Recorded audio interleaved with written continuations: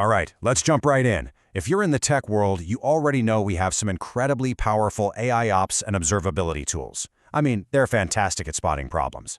But the real story, the part that really matters, is what happens after the problem is spotted. And that's exactly what we're going to break down right now. So, picture this. An alert hits your screen. A critical service is down, or maybe an app is crawling. The real question isn't just what happened, it's what is the right thing to do about it right this second. And honestly, getting that answer wrong is what keeps a lot of us up at night. And look, let's be super clear. Our tools are absolutely brilliant at detection. It doesn't matter if you're using Dynatrace, Prometheus, or something else, they give us amazing visibility.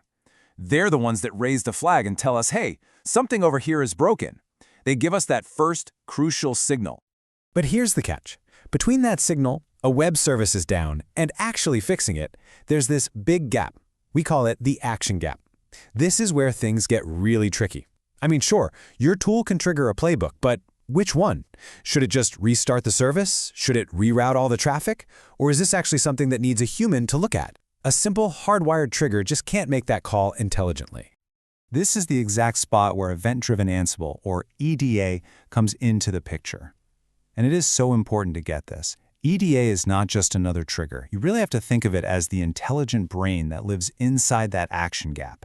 It's designed to look at the situation and make a genuinely smart decision. So how does this brain actually work? Well, it's a really simple but powerful three-step process. First, it just observes. It's constantly listening to all your existing tools for events. Then, and this is the magic part, it evaluates. It uses what's called an Ansible rulebook to apply real, conditional logic. It's not just a blind trigger. And only after it's evaluated the whole situation does it act, launching the exact context-aware automation that's needed.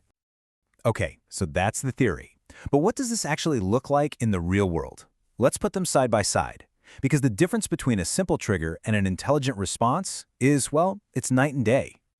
So this is the old way, the rigid system. An alert comes in, and it just blindly fires off one single hard-coded playbook. It has zero context. Is the system in a maintenance window? Has this same alert fired 10 times in the last hour? It has no idea. It's just a pure, simple reaction, not an actual response.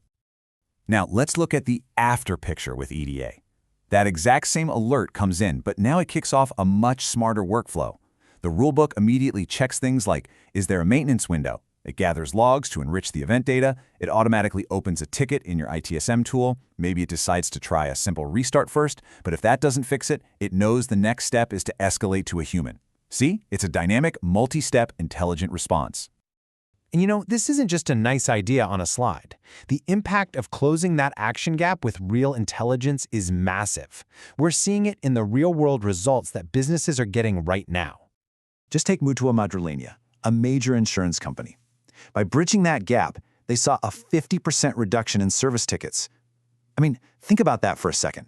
Half, literally half of their incoming issues were just solved by smart automation before a person ever had to touch them. And if you think that's impressive, check out the impact on speed. Bancolombia cut the time it takes to fix their most critical issues by a staggering 90%. That's the kind of business impact we're talking about. It's the difference between an hours-long outage that hits the news and a little 2-minute blip that nobody even notices. And don't just take my word for it. Here it is from Marta Ciliano at Mutua Madrileña. She said, combining observability with self-healing has improved resolution times. That self-healing part, that's the intelligence. That's what EDA is bringing to the table. So look, if you take just one thing away from all this, let it be this simple idea. Event-Driven Ansible doesn't just trigger your automation, it thinks, it evaluates, it decides. It's what makes your entire system smarter. And that really just leaves one final question for you to think about in your own environment. Right now, is your automation just reacting to problems, or is it truly responding to them? Because that difference between a simple reaction and an intelligent response, that is everything.